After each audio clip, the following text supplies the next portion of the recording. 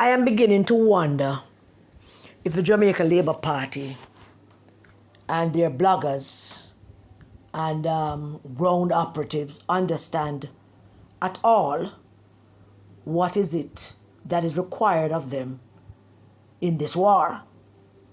This is a war. This is not a Hallmark movie where at the end of it, everybody is going to get what they want. This is not that. This is a war where there can only be one winner. There's no runner-up in this war. There will be the victors and the vanquished. And we already decided in our minds that we want to be the victors. The other guys, them, Mark Golden and Fame Crew, them down, them desperate, them struggling. And for some reason, the bloggers and the PR, well, I don't want to mix up the PR thing with the propaganda thing. Because people must understand that there's a difference between PR and propaganda.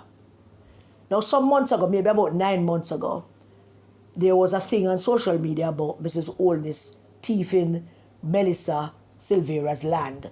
And the whole of the rice bloggers them was out on YouTube and doing all kind of show and all kind of shit about it. And I was wondering, what the hell is that? And then we started to discuss it in the war room. And I came to discuss with some other people. And then I went and did my research and put it out that there's no such thing. And I mash it on, and that mashed on, and them stop. Totally shut them down on it. In that video, I also gave some lessons about propaganda. Because to my mind, the rice bloggers were trying to run a propaganda, and they never understood that in order for a propaganda to be effective, it must be mired into some level of truth. So if you're going to go on with that thing upon somebody, the truth must be the foundation of that propaganda. Example of that is this. Propaganda is basically branding. And the latest genius we have in the world about propaganda and branding since Hitler is Donald Trump. Little Marco, Low Energy Jeb, Sleepy Joe, Crooked Hillary, that kind of thing. Mini Mike, that was funny. Who is Mini Mike? Michael Bloomberg. Why I'm calling Mini Mike? Because he's small. Who is Little Marco? Little Marco is Marco Rubio. Because Marco Rubio is a short, small fellow to him, just look tall because he wear these special shoes to make him look tall. And Low Energy Jeb was Jeb Bush, who was running for president in 2016, but it was very low energy. You know? So the thing about all of these things is that while Trump is mean in doing that, it's campaigning. Yes, it's campaigning and it is propaganda. And while it is mean, there are elements of truth to it. The man them really look the way that him describing them. So it was funny and it was effective. And for him, it was just a 1, 2, 3 repeat. 1, 2, 3 repeat. Something he repeat for like 7 months, right up to the elections, to get rid of them man, so that them man don't come, don't put up no there was no competition from him brand them. That was it. Back in the 1800s, when election campaigning started take place in America, because George Washington was not elected, he was selected, and then him select a vice president, and that vice president was John Adams. And then after Washington served in term as president and time for him to leave, Adams started to run for president, and then Thomas Jefferson thought that he should have been vice president, so he might go run now against Adams, and the two men kick off. And it was a nasty campaign. And part of that campaign lasted not only from 1824, it lasted from about 1820, 1824 and 1828 in a 2-cycle campaign. Because Adams became vice president, then he was running again for president after he became president, and then this guy named Jackson, I think, was running for president as well. And they were back and forth about a lot of things. The man them cuss Thomas Jefferson and tell him, say, him sleep with the slave girl, Sally Hemings, and Sally Hemings was not only a slave girl, but she was half sister to his wife, Jefferson's wife, Martha. And so everybody called him a slacker and a rapist, and them call him all kind of names. I mean, they actually call him that, according to history. They call John Adams all kind of nasty names as well, and bust up all kind of liberty about him. But the man that got the brunt of that campaign in 18, I think it's 18, 20, 24, 28. I didn't look it up before I start talk. I just start talk. And was Jackson, Andrew Jackson. Oh, Andrew Jackson, his wife was Rachel Jackson. And Rachel Jackson was married before she married Andrew Jackson. And when the man divorced her, the man that she was married to first, when he divorced her, it appears that, according to history, that the divorce was not finalized before she went and married Andrew Jackson. So them call she a whore, them call her a bigamist, them call her all kinds of things. I mean, the wife she was thrown into the campaign mix.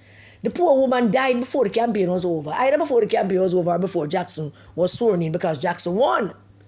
But the worst part of that campaign between Jackson and Jefferson and Adams, I think it was a three of them probably was run. I don't remember it go, But the worst part of that campaign was Jackson people telling the country, and they never have social media, and they never have radio. They had newspapers, and there was these little pamphlets. Every second person had these little pamphlets where them print up at Printry and stuff, and them just have these little boys, young boys, and they must give them to carry them out and spread them across the whole world. So, one of these pamphlets, some of Jackson people them said that wrote something about John Adams. They said that Adams not getting any sex from his wife, or because him wife now give him the sex. Something they said about sex and him and him wife, and that he was having sex with horses.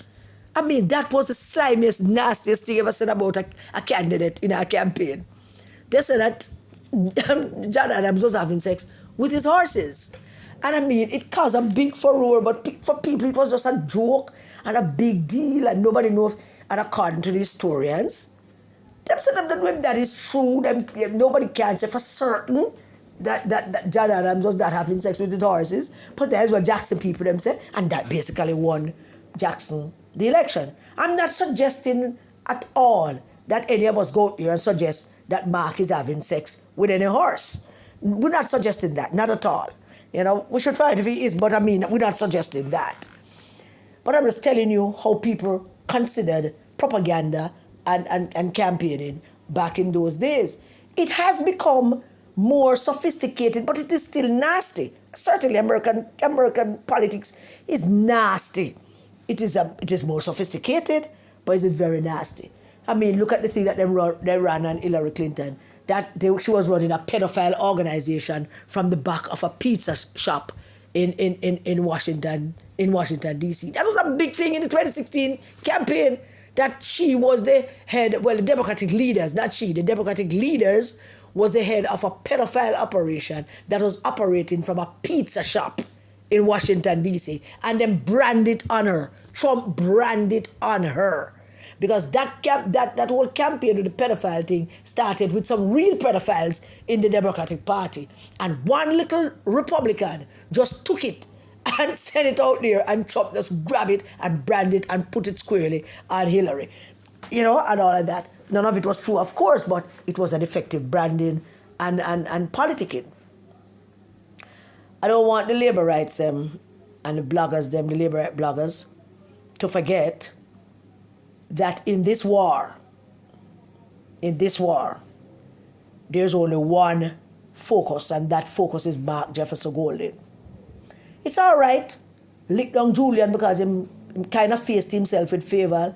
I really need to understand what he said to her when she raised that point of order. And him said something like I wasn't talking to she or something like that, because that would have been rude. But I have to hear it again to be certain that is what him said. So lick him down. Lick him down if you have to lick him down. Lick down Scotty, lick down the whole of them. Not lick down the whole of them. And I'm all for licking down the whole of them. Let us make a broom and put Angela and Paul upon it. Let us do all kinds of things and Paula make, because let us get a sewing machine and show Paula make Angela, Paul Burke make Angela, sew Angela clothes them. Let's do all of that. But when we're doing all of that, let us remember that this election is about two men. This election is about two different opposite men. It's about one, a Jamaican young fellow. Not so young anymore, him growing at the role and him now maturing into the role as the current Prime Minister of the land. A Jamaican born man. Grew up in a Spanish town. With Jamaican parents and Jamaican grandparents.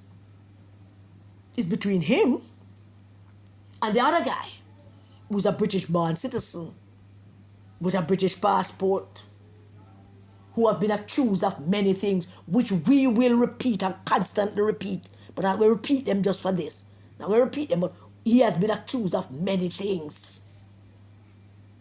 Him not born here, him parents not born here, him grandparents them not born here, him great-grandparents them not born here. Him come from a line of slave owners. And that election, this election coming up, is between the young fellow from down a Spanish town, who born here, whose parents born here, whose grandparents born here, and this British national, this foreign national, sitting in our parliament illegally and unconstitutionally. It's between the two of them. Nobody gives a rat's ass about Julian, except the people of Southeast St. Andrew. Nobody gives a rat's ass about Damien, because he's going to talk himself into oblivion. But every time them talk, of course, it's right to lick them down. But we have to keep focused to know that this is about Mark Golding. Nobody cares about the other people them, except the people them in those constituencies. And the focus have to be on him. It's a war. James Carville said it. It's a war between the president's supporters and those who want to do him wrong. It's a war between the Prime Minister's supporters and those who would do him wrong. It's a war between a British-born man and a Jamaican-born man, and the British-born man aim to do us wrong here in Jamaica. That is the war. And I want him to understand it and to embrace it and get up every day and know that that is the focus of the war. I don't know what Jamaica Labour Party thing is. They have a PR thing now going on that seems to be effective. Young Marlon Morgan is championing that. But then it worries me that there is Eastern Westmoreland. There's Eastern Westmoreland with Leighton Campbell. And it seems to me that the machinery within the Jamaica Labour Party don't seem to care as to whether Danny Lawrence is able to win back or not. That is worrisome to me, worrisome to a lot of people. But then again, if Danny not care, why should anybody else care? So there's two sides to that coin. And it appears to me, as I said before, that there might be a consensus already about which seats that, which 33, which 32, 33 that target and are going to win. But Danny might not line up into that. And I can't imagine why. Because don't see the bigger picture of that. Because sooner responsibility is just to win, but not to also try to keep out some people like Dayton Campbell and Peter Bunting and Miss Electric Breasts. So there is Oma Davis and there is Danny. I don't know if anybody can help Oma Davis, but it's politics. It can turn on its axis any day. The trajectory can change in 24 hours. It's politics. I warned the Labourite grassroots operators already, and I'm warning them again. This is not a Hallmark movie. This is not even a Lifetime movie. This is war. This is a war zone we're in. Nobody not shoot nobody.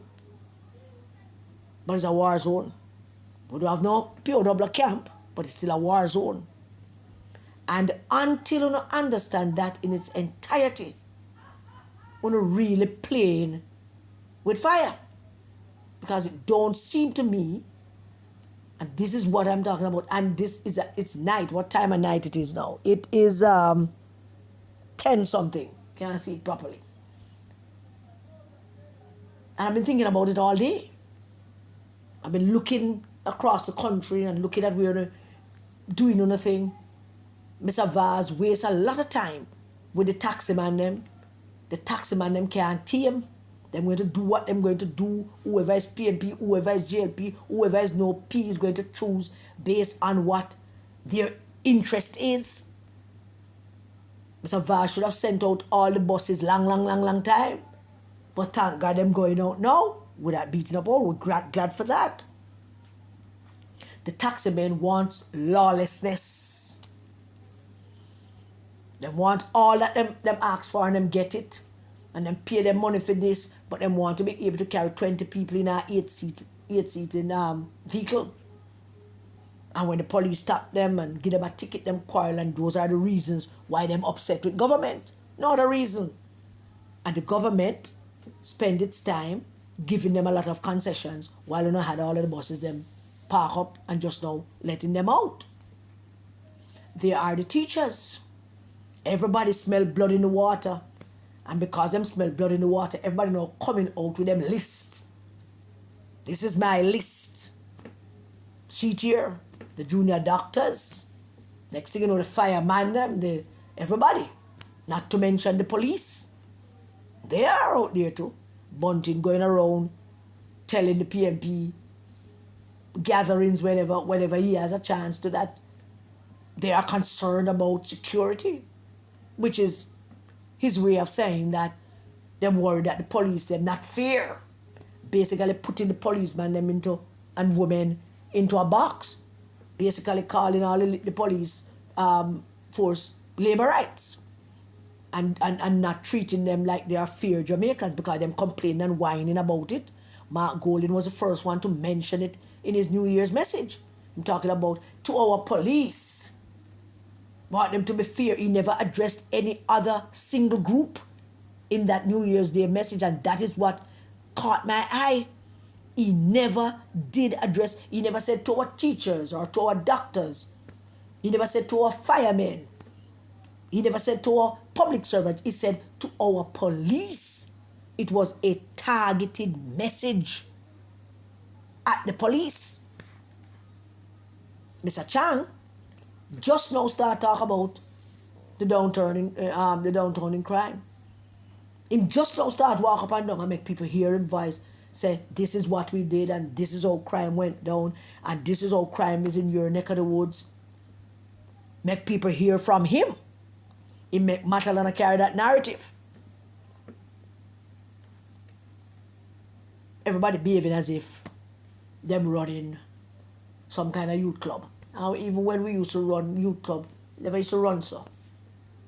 I'm just saying to you, ladies and gentlemen, that while you do the PR thing, while the Prime Minister is out there touching base with people, while the Prime Minister is out there reaching people, delivering houses, delivering services, while the bus is going out, and all of that, the focus of this operation is Mark Jefferson Golding.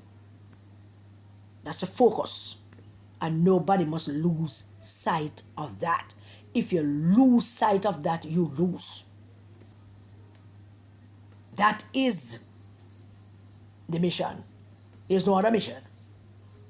Unless you choose to not care anymore about that.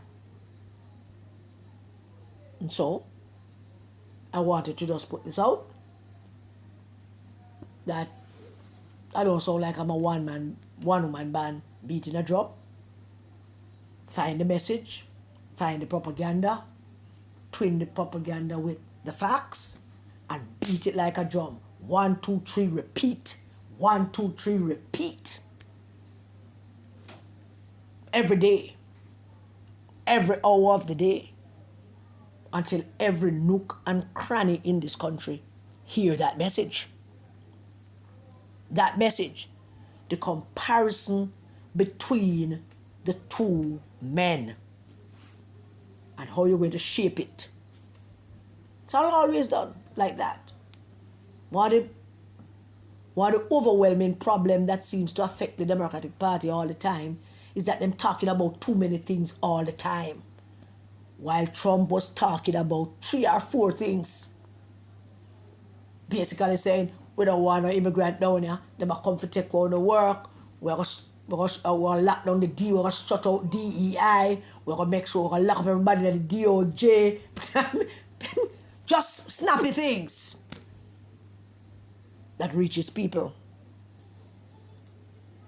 Playing on their fears, playing on their anxiety, playing on their racism, playing on their indifference, playing on their lack of empathy and compassion, just playing on just about everything that could get him 6 votes. And then him go to places like New York, which him couldn't win, but him got here just to run up the numbers so that him could get the popular vote. 76 million people vote for him. 76 people voted for him. And every time I think about this thing, what we're doing, and what's happening here in Jamaica, is 2 things keep coming to my mind. 2 things keep seeping through every time I think about where we're at and how we're going to accomplish this. The 2 things are simple things. 1, incumbents are losing across the world. Historically, when that happens, very rarely you have a break in that where an incumbent come out successful. And I'm not saying Mark Gold is in a bad place now. The entire Rice camp is in a bad place. Them worried, them shaky, them know what to do. And God knows him going to go into the parliament on Tuesday and say some shit or do some kind of crap. And then we'll have a chance to lick him down again. So there is that. There is that. The incumbency matter. And 2, the message. And the message is what you go out there and do individually. The message is what the Prime Minister is doing, what the PR campaign is doing, what the various other ministers are doing. That is the message. Now, how you take that message and twin it with the propaganda and wrap this up. Propaganda is something you can just talk about in the public sphere. You can't come on social media and say, I could do this and take this in propaganda. You must learn to read between the lines. When we're giving you the information, listen, man. Because we're giving you the information every damn day. And we must listen and wrap it in a neat little package. And let us lick down this Englishman and send him go him yard. Because we're not hiding. This is not a hide and seek war. This is a war where a group of people come together with another group of Jamaicans, working together with another group of Jamaicans. And yes, some of us over here are PMP, me are PMP. And yes, we're working with the JLP bloggers and other bloggers and other people out there who identify as JLP to accomplish one goal for our country. It's not for the JLP, it's not for the PMP. It's one goal we're trying to reach for Jamaica. And nobody asked us to do it. It was a decision that was easy to be made because we consider ourselves to be patriotic Jamaicans. We are patriotic Jamaicans, country first. The colors that I wear comes after. I do not care about that. I really don't. Because I don't want to live in a country where a man who was born in England, whose foreparents owned slaves who's everybody for him born in England. I don't want to live in a country being ruled by such a man. Who don't want to live in a country that is run by such a man? It's nothing personal for me against Mark Golding, you know. There's some level of personal to me when it comes to Dayton Campbell. But there's nothing personal with me against Mark Golding. I just don't want him to lead my country. I can't manage that. I can't manage it psychologically, mentally. I can't manage it. I can't wrap my head around it. When I look at all those pictures with the slaves, them in chains. When I look at the children, them, and them I sell them off. When I watch those movies and watch how them tear the black pit in them, the slave picking them from them parents and sell them to the next master. Me can't, that kind of image. But they ship them land and them go down Africa and them capture them and then bring them down here. And then Mark Golding's great grandparents, when slavery ended and Britain offered to pay the slave owners for the slaves that they just lost, free human beings, and they got paid for them because they don't have them anymore to own them, and they got freed. And the people who started the whole slave trade, them have to now pay them money. And Mark Golding ancestors went in and they wrote their name down. We had 15 slaves. And they get paid for them 15 slaves. You don't want to live with that? I don't want to live with that. That's not something I can live with. I know hope Americans are move somewhere else. Ellen, she gone to England. Rosie, she go back to Ireland. Who for them? Some of them did not know. So they must go somewhere else. Me don't have nowhere to go. Me don't have that option. I don't have that option. Many of you listen to this don't have that option either. We don't have the option. We don't have the citizenship in any other country. And God knows no other country would want me. But I mean, this is for our country. So let us get this right. Let us get this right. We can't come out here come telling us, this enough to do and that enough to do. I mean, I make a private contact for someone to do this and do that. I'm not doing that. So I learn to read between the lines and get the information and carry the thing properly. And the ministers, them, the crime minister, Mr. Chang, Mr. Vaz, and all the other high-profile issues ministers, the issues ministers. Because they are just some issues, you know. Miss Faval, yes, is one of them. The Minister of Education, who is not very well known and not out there because she's at a parliamentarian, she's a senator. The issues, people, them. Let's step it up, man. And yes, we can lick down Scotty and Damien. I don't even know anybody pay Damien no mind. Damien's an half idiot who is going to just chat himself into oblivion. There are no young people in this country that have any ratings for him. Some Rastaman might have some ratings for him, but young people them get past him long time. Them see him as a comic, something like a comic strip figure. They get him every day and chat shit.